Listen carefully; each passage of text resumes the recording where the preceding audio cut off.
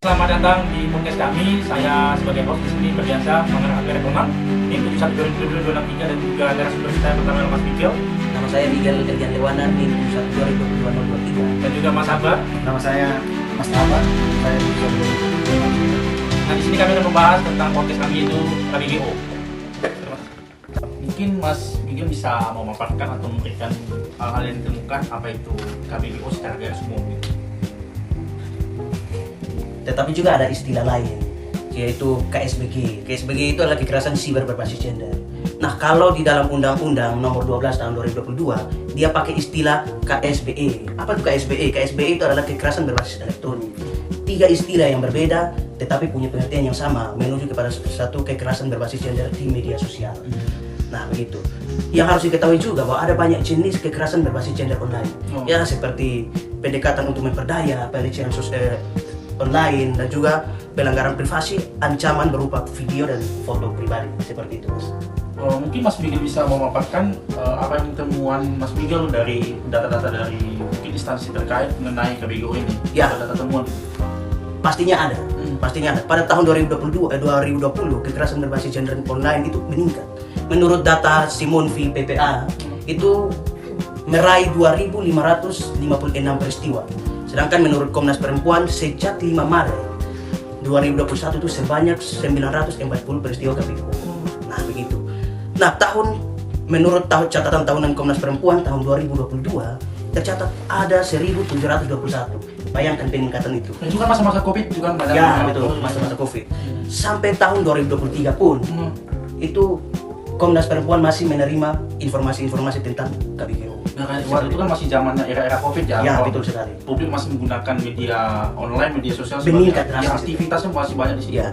Karena jarak sosial itu kan. Mungkin kita akan berbicara selanjutnya tentang pendapat akademi atau teori tentang Mas Abah mungkin bisa menjelaskan lebih mendalam temuan Mas Abah berbicara tentang sisi akademik atau teori yang berbicara tentang KBGO ini. Apa asal temuan Mas Abah? Nah, yang saya temukan ada satu tokoh yang bernama Elizabeth Moltmann Wendell.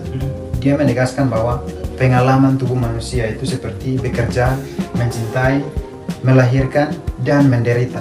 Itu semuanya memiliki iman dan spiritualitas.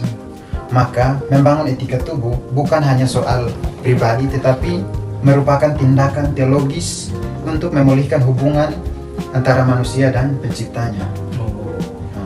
Jadi dengan demikian yang dibutuhkan bukan hanya sekedar reformasi ekonomi, tetapi transformasi akan kesadarannya manusia, sehingga perubahan sosial akan lebih bermakna bila didasarkan pada kesadaran spiritual bahwa setiap tubuh kita adalah suci. Nah, kurang lebih seperti itu yang saya temukan. Nah, tadi Mas Miguel tadi sempat menyinggung tentang temuan-temuan hasil jenis-jenisnya, mulai dari apa tadi data-data yang ditemukan. Mungkin Mas apa bisa menjelaskan apa sih dampak yang diakibatkan atau sesuatu hal yang maksudnya negatif yang didapat oleh korban dari KBGO ini?